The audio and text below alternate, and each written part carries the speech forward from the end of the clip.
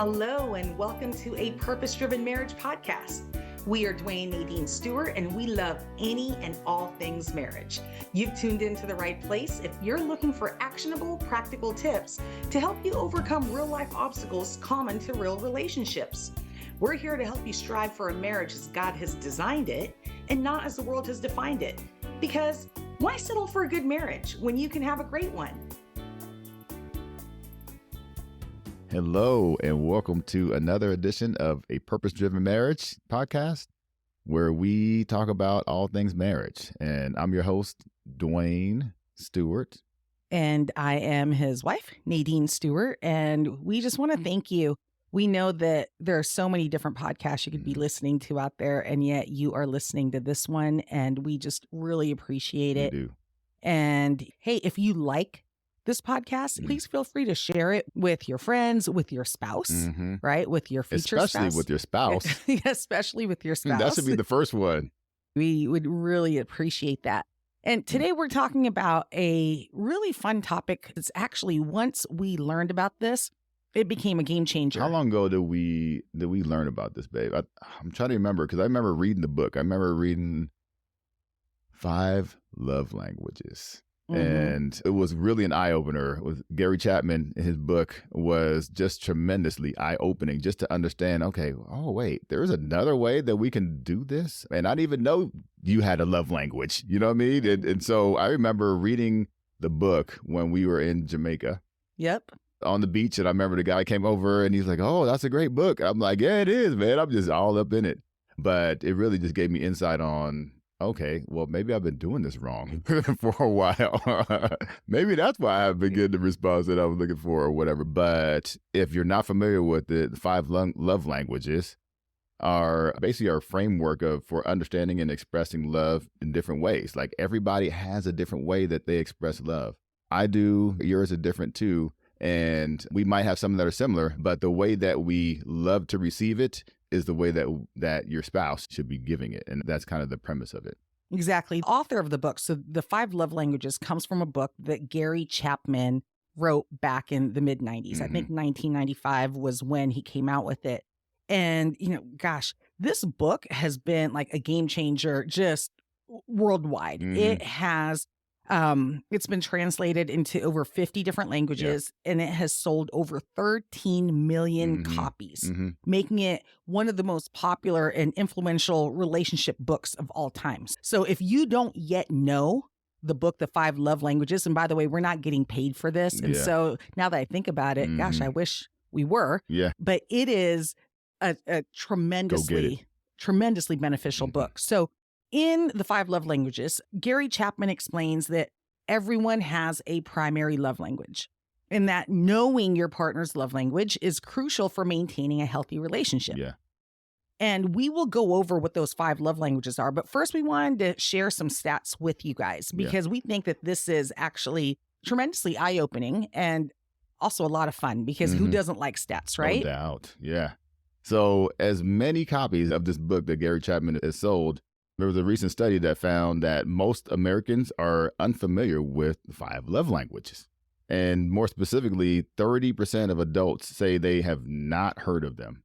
I don't know if it's because we live in the world. That's what I was thinking. Yeah, we live in the world, so we assume everyone has read the 5 love languages. I mean, I ask couples in my sessions, like, hey, do you know each other's love language? And it doesn't matter if they're Christian, non-Christian, if they have been married a really long time or a short period of time. I've found that most of my clients have at least heard of it, right? Of love languages. Yeah, yeah. So, and that's what I would have suspected as well. But when you break it down even further, it's really interesting because, and maybe not that surprising, to be honest with you, but it says half of women under the age of 45 are familiar with love languages. And then men are less familiar with them. And to be even more specific is that women are less likely than men to say that their partner does a good job of expressing love in the way that they prefer to receive it. So when you really start thinking about it, women are more familiar with it. Men are less familiar with it. So when there's communication about love and expression of love, the women feel less satisfied. The men feel more satisfied. Well, of course, because the men don't know about it. That's If right. you don't know it even exists, Mm-hmm. how will you practice That's it? right. And so that actually makes sense. At Mhm. least the data, It follows a totally makes logical sense. line, Mhm, right? mhm, And so, okay, well, that is really interesting, babe. We're going to list the 5 love languages, right? They are words of affirmation. mhm. Oh, and after we list this, we'll go over each one, but I also have some other really interesting fun facts I want to share with our listeners. So we'll go back. Words of affirmation, acts of service, receiving gifts, and that's not necessarily what you think, Mhm. Yeah, no. quality time, Right. and physical touch. Right. Right. And it's interesting because a survey conducted by the dating app Badoo, I think that's how you pronounce it, Mhm. Badoo, found that 32% of respondents identified words of affirmation as their primary love language. Did it break it down male, female? No, they did not. At least I don't have that data. Yeah. But 29% chose quality time. Mhm. It's a close second. Mhm. 19% chose acts of service. And then 10% chose physical touch. And also another 10% chose receiving gifts. Mhm. That's really interesting. And another study published in the Journal of Social and Personal Relationships found that couples who were better at expressing their love languages to each other reported higher levels of relationship satisfaction and intimacy. Mhm. So let's break down what each of these love languages mean. And listeners, listen for this and see if any of them resonate with you. Yeah. Right? If any of them resonate with you. But the cool thing is, even if, you're listening to this and you're like, oh gosh, I just don't know. I have no idea which one I You am, need or to take they a all test. sound like me. That's right. There are quizzes online, and we'll actually put a link in our show notes of where you can find the official quiz that Gary Chapman provides. It's free. You'll be able to find out easily what your primary love language is. And we say primary because Gary Chapman does say that You can have more. yeah, you can have one. more than one. There Yeah. are people that have a primary leading love language, and then they might have a secondary, tertiary one. And then there are some others that seem like they're just pretty equal all across the board. But they also he also said that they change over time, and I was thinking, huh, really? Like, yeah, I wonder depending if mine has changed. depending on the season, depending on the season of life. Like I've always had words of affirmation as my primary love language. Yes. But babe, I didn't tell you this, but I feel like acts of service is starting to be a big one for me. Okay. Not necessarily more, but it's grown a lot. But we'll go into that. So let's talk about the first one. All right. Words of affirmation. What is that? So words of affirmation, it's probably exactly what you think it is. So it involves words to express love, appreciation for your partner, such as, I love you. Like, you look great today. Like, wow, awesome job. I mean, I just love the way you do that. You're a great mom. Those types of things, I believe, are more words of affirmation because it's affirming the job that you're currently doing, right? And it's helping you and encouraging you to continue to do that, but also be acknowledged and saying, hey, you know what? I notice you. Like, I recognize that you're doing that, and I want you to know so that you can, feel good about it, keep doing it and feeling confident that you're doing a good job, but also know that your husband, your love, is recognizing that and appreciating appreciating it. Yeah. Yeah, for a long time, that's been my number one, I think, is words of affirmation. Just knowing that you think I could do it, right? That you believe in me, that you think I'm doing a good job, and, thanking me. Those types of things has mattered to me a lot. Yeah. And the second one is acts of service. And you just said that it's becoming a close second.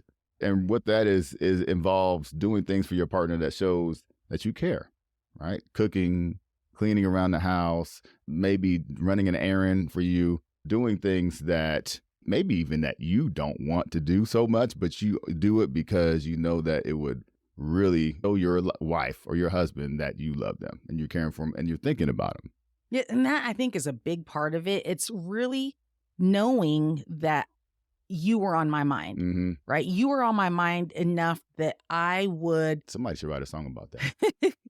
that I would set aside maybe what I'm doing right now so that I could do something to serve you, right? Because they do say that some of the best marriages, or the key to the best marriage, is when two couples try to outserve each other. Yes. So this is a really big deal. And I remember there was a gentleman who was really big into doing acts of service for Mhm. his wife. Mm-hmm. Like he was constantly, washing her car. Yeah. He'd come home, he'd start making dinner and do all these things. He and his wife were having relationship issues, Mm-hmm. but he continued to serve her. Mm-hmm. And in conversation with him, we learned that what he desired the most from his wife Mm-hmm. was exactly what it was that What he he's kept given. doing That's for her. exactly what I was thinking. Yeah. Mhm. And it was what he was craving for. So he Mhm. kept demonstrating love in that Mhm. way. And that's one of the other things about these love languages is when you don't know or Mhm. you're unsure of what your love language is or what your spouse's love language is, take a look at what they tend to do just naturally. I have an idea too. I mean, I was thinking about that to the T, Mhm. because I was like, okay, well, if you don't know, what is it? I mean, even not even knowing what yours is, Mhm. like, well, why don't you pay attention to how they are expressing love towards each other? Some of it could be cooking, right? So in the Filipino culture, it's like we cook, and that's like how you show love. It could be giving gifts. All these different things are ways that people express love. And if you have questions about it, just observe. Be intentional about just, watching. And okay, well, shoot, that's a common theme that I've seen over time. That must be the way that she wants to receive love as well. Yeah, because we often show love in the way that we want to receive love. Mm-hmm. And I think that's one of the reasons why I was telling you that I think acts of service is coming in as a close second to words of affirmation. And at some point, I already know that you affirm me and you Mhm. appreciate me, Mm-hmm. but I might need, You might want me to not just act or not just talk about it, but be about it. yeah, exactly. Take a All while to right. get that one out. So Okay, so the next one is receiving gifts. receiving gifts. And receiving gifts could be a lot of different things. And I feel like this can be somewhat of an overlooked and also sometimes an overused one. Receiving gifts involves giving and receiving physical tokens of love, such as flowers, cards, thoughtful presents. But I also feel like, and we can get into it when we get deeper, that sometimes people use it as a crutch. You know what I mean? As like, okay, I'm just going to give this person a gift because maybe there was some conflict there, or maybe they feel like things are not going well in the marriage or whatever, right? Let me just give them a gift and that's going to make everything better. You know what I mean? And that is not always the golden ticket, because for people that feel like that's their love language, Mhm. it also has to be something that's thoughtful. It Mhm. also has to be something that you like intentional about. Okay, well, shoot, I know this person, I know my spouse, I know my wife, and I know she loves this. And because she loves that, I'm going to give her that because I know that's how she receives love. Yeah. Mhm. Well, there's a difference between receiving gifts because it's your birthday, Mhm. it's your anniversary, right? And receiving a gift just out of the blue. Yeah. I remember before I really began to study the 5 love languages, many years ago, one of my best friends told me that her primary love language is receiving gifts. And I Mhm. remember thinking, oh, that's a strange love language. Like, Mhm. so you just want stuff, Yeah. right? Like, Mhm. that's really strange. And she explained to me, and it made so much sense. She said, Nadine, it has never been about the stuff. Mhm. It has been a thought never behind been, it. yeah, it has never been about what my husband gives me or what other people gives me. Because I Mhm. remember I gave her a surprise gift, and it was the throw blanket Mhm. because she was always cold. Right. And she was like, oh my gosh, she acted like that was the best gift she Mhm. had ever received. And I'm like, okay, it is a throw blanket that I bought for $14.99 Not a at big Costco. deal. Yeah. But to her, it was the fact that I thought about her. Right. I was out shopping. I thought about her. I Mhm. thought about how she gets cold easily and Right. she loves to snuggle up on the couch with the Mhm. blankets. So I'm like, hey, I'm going to get this for her. Right. And that just blew her mind. Yeah. Like she felt so much love. I mean, I can't tell you how many years that one gift Mhm. just earned me with Right, her, still. right? To this day, she's like, oh, you are so thoughtful. So this Mhm. and that. And of course, I didn't do it for that reason, but I had no idea the impact of the thoughtfulness that comes from just randomly Mhm. thinking about someone and then giving them something that you know that they would love. Yeah. Yeah. It's a big deal. It's a big deal. That's why it's one of the 5 love languages. Yeah, exactly. Mm. So Number 4. Quality time. Quality time. That's a big one, I think. Well, at least for me. This involves spending focused, divided attention with your partner. So dates, spending time on the couch, watching TV, going outside and hanging out in the backyard and just talking. Those are just really, really special, right? Time is, you never can buy time and you can never get back time. You know what I mean? And so when somebody decides that they're going to spend an hour or 30 minutes or whatever of their life, you know, that they're not going to get back with you because it's so precious, it feels even more special because they decided to spend it with you. Yeah, but you know what quality time is not? It is not sitting on the couch together and you guys are sitting there on your phones. On your phone, that's right. Yeah, just because you're in the same room spending that moment of time together, if you are preoccupied and doing other things other than engaging with one another, that's not going to fill the quality time bucket for that spouse where quality time is really important to them. I remember working with a couple where that was his big thing. Like he loved his wife's time with him. And he used to get frustrated when it was their time together, and being in the car to him was their time together because it was a captured audience. No one was going anywhere and he could talk to her about anything, and nothing irritated him more than when she would take a phone call during that time. I mean, they're in the car together, so technically they're spending time together, right? But he didn't see it that way. And that is a key thing when it comes to those individuals where quality time is their primary love language. They don't want just you sitting there next to them. Just being in their presence is not good enough. It's not good enough. Like they need you. They need your focused attention. They want to be able to talk to you. They want to engage with you, laugh with you. That right there will fill their love bucket. Their love bank, as we like to call it, right? Right. No question. Yeah. So love that. So last one. Number 5, physical touch. Physical touch. The definition says that involves showing love and affection through physical touch, and such as holding hands, hugging, kissing, things like that. But at the same time, for certain people, it could be like a deeper physical touch. So physical touch is one of mine, right? And I don't really see like the sexual part of it as the need for me. I feel like it's more, no. I mean, yeah, I mean, it's there, of course. We know that, Nadine. But I just love to when it comes to physical touch, all you need to do is just sit next to me. Sit next to me on the couch and put your leg on my leg or put your head on my shoulder or whatever it is, or maybe me touching you on your shoulder or whatever it is.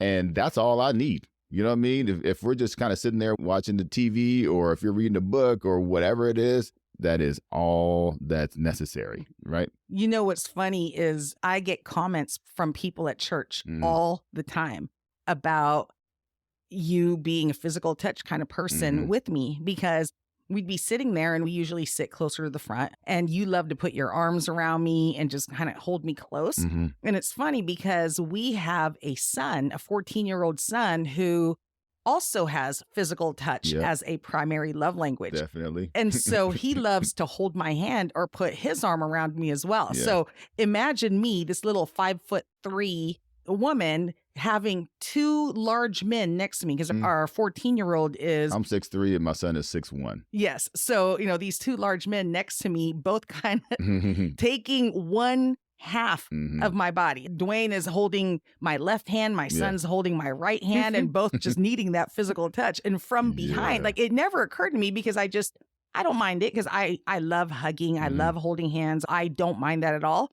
But for the people sitting behind us, we must look pretty ridiculous. I mean, I never thought about that. Not that I would ever take that away from you guys simply because of how it may look from behind. But I just think it's really funny, because that need for that physical touch, that affection, isn't necessarily just like a bedroom thing. Right. It is, like you said, you know, sitting on the couch together, cuddling. If there was a fly on our wall last night and they saw how you were like, this was in a non-sexual way, but trying to spoon me, like trying to get as close to me as a human being can possibly get to another human being. That was how you were trying to go to sleep last night. And I'm like, okay. It just feels comfortable. Sometimes, I mean, I don't know if you recognize this, but that's probably the reason why I like the blankets on me and like wrapped around in a burrito, because I just like to feel enclosed. You know what I Yes. mean? Yes. And so I didn't even make that correlation until probably just now, but I feel like that's probably very similar. Me wanting to be close to you, when we're sleeping or doing whatever, but also that need to just feel like something touching me. Yeah, you never got over that being swaddled. Nope. As a baby. Yep. Like, 47 years later. You still need to be the desire swaddled. still there. Yeah. So your favorite thing is when I throw my legs on top of you, even if you're sleeping all the way across the bed, just to let you know I'm here. That's right. Look at me. I'm touching you. That's right. That's right. And so anyway, so those are the 5 love languages. And as we said earlier, if you weren't able to identify which one yours is, or you want to be sure of what it is, there are quizzes that you can take, and we will put a link in the show notes so that you can take a quiz to find out what yours is. And then I'd encourage you to ask your spouse to do the same. And knowing your spouse's love language is beneficial because it helps you communicate love and affection in a way that resonates with them. Right? There's a lot of couples that come to me and they call it miscommunication because, again, that is the junk drawer of relationship issues. People call communication, anything that's happening in the relationship, a communication issue. But really what they're doing is they're showing love in a way that isn't really as efficient because that's not how their spouse receives love. I think, I think about it as a hamster wheel. You're doing all this work and you're just running, doing all the stuff. And then it's not really getting you anywhere because you're not really focused on what will push the button for your spouse. Absolutely. When partners understand and meet each other's needs in their primary love language, it can create a deeper sense of intimacy and connection in the relationship. But on the other hand, like failing to understand or express love in your partner's primary love language, frustration. Yeah, it can lead to frustration, disconnection, and even conflict. And that's when people are like, oh, we're not connecting or we're not communicating is what they tell me. And so, in fact, here's some more stats. A survey conducted by the Gottman Institute. Here we go again. I don't think we've had a podcast episode where we have not mentioned John Gottman. So in the Gottman Institute, they found that couples who had been together for longer periods of time were more likely to have different love languages than their partners. And that learning to speak their partner's love language was associated with higher relationship satisfaction. So that's a 2-part thing, right? So they found that when you've been together with the same person for a long time, you're not likely to be speaking the same love language. So if you don't know your partner's love language and yet you keep trying to show them in the love language that you naturally default to, they're not going to understand it. Yes. They're not going to understand it. And you're going to get frustrated because you're like, I am showing you so much love. Do you know how many times I have loaded the dishwasher for you and your spouse is like, who cares? That's not what I need, but I sure would love to be able to spend some time with you. I'd love for you to put your phone down, right? And engage in conversation with me, ask me how my day went, ask me what's going on in my life and actually sit there and listen. And that's the danger. That is the biggest danger of not knowing your spouse's love language, because if you feel like, okay, gift giving. So giving a gift is the way that you want to express love. So you shower your spouse with gifts, right? You give them watches and purses and all these different things. And she's like, well, thank you. I appreciate that. But still, you're not getting the response that you were expecting to get from her. That's a sign that says, okay, well, maybe because that's going to get you frustrated. Number one, you're like, okay, well, I've been doing all this work trying to give you stuff because I love you. And then she's like, I appreciate that, but that's not exactly what does it for me. What does it for me is when you're sitting down on the couch and there's all this work that needs to be done in the house and you're not getting it done. Or I have these kids running around all over the house and you're on your phone ignoring the fact that I'm just running around like a chicken with my head cut off and these kids are running me crazy and you're not doing anything about it. You know what I mean? Those are like acts of service, things that are really, really important that you got to pay attention to. And when it comes to me, I think the biggest one for me was understanding the words of affirmation. That was like the biggest thing for me, because I really feel like if I say it once, I think that's good enough. You know what I mean? Not anymore, of course, right? But you've evolved, right? Yeah, babe? I've definitely evolved. It's like, hey, I love you, babe. You're like, you are awesome at that. Whatever it is. And then 2 weeks later, you're like, hey, I haven't heard you say this for a while. I'm like, well, I just said it like 2 weeks ago. What are you talking about? What is it? Why do I have to keep repeating myself? It's like the same thing over and over. But And yet you expect me to make dinner for you every night. every I night. just made dinner 2 weeks ago. Apparently, as much as I get hungry, is the same amount of desire that you have to be, well, I'll just say affirmed, right? To be to be appreciated. appreciated. Yeah, for sure. Yeah. And so here's actually a final incentive. You know how in marriage, at least this is what I hear all the time. I just want to be happy in my relationship, right? So here is the final stats that I will show. So a study published in the Journal of Family Psychology found that people who received love in their preferred love language were more likely to report higher levels of life satisfaction and happiness. There you go. There's that H word, that ever-eluding H word that everyone seems to... I just want to be happy. Yeah, exactly. Seems to strive for in their relationship, right? But knowing your spouse's love language, giving love to them in that way, studies have shown that they're more likely to report feeling satisfied, not just in their marriage, in their life. Right. Right. And they're happier. Imagine if you both recognized and actually exercised each other's love language, right? Like, what your spouse's love language is, and you gave love to them in that way. Imagine how much more satisfying your life together will be and how much happier you'll be in your relationship. Yeah. So I think this is a good place to end, right? Yeah, I think so. So if we haven't convinced you yet to, at the very least, take that quiz to find out what your spouse's love language is and what your own love language is, well, then we didn't do a very good job. But please go and do it. We have a link in the show notes. So go ahead and take the love language quiz. Get the book. The book is a great read. Read it together. I think that would be a great thing to just kind of read that together, get the book, have some time, and learn each other's love language. It might be quality time, and that would be great for one of y'all. Yeah. We'll put a link to the book in the show notes as well. So you don't even have to go out and find it. We will put a link to the book in the show notes. And the coolest thing about it is such a short read. Such a short read. But it's really good. Full of content. Yes. So we hope you have enjoyed today's episode of A Purpose-Driven Marriage. And again, go out there, learn your spouse's love language, and then execute it. Like, make it happen. Use it, because that will get you much closer to having that purpose-driven marriage. You guys have an awesome day. All right.